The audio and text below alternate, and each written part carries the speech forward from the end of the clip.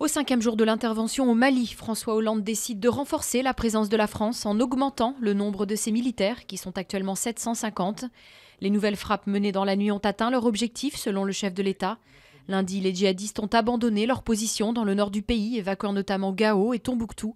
Les combats se sont déplacés vers l'ouest, où les islamistes armés se sont repliés. Après des années de dénégation, Lance Armstrong passe aux aveux. L'ancien cycliste américain, déchu de ses 7 titres du Tour de France, a reconnu s'être dopé lors d'une interview accordée à la star de la télévision Oprah Winfrey. On en saura plus jeudi, jour de la diffusion de cet entretien enregistré au domicile du coureur au Texas.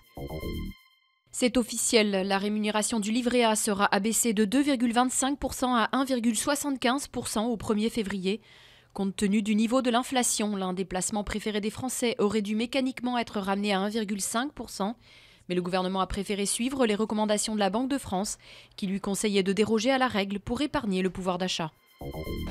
Vive tension au Pakistan. Des heurts ont éclaté entre la police et des dizaines de milliers de personnes descendues dans la rue à Islamabad contre le gouvernement. Les manifestants s'étaient rassemblés à l'appel d'un influent chef musulman tout juste revenu de son exil au Canada. Tahir Ul-Kadri appelle à une révolution pacifique. Il exige la dissolution du Parlement pour mettre fin à la corruption. Il a demandé à ses partisans de poursuivre la protestation.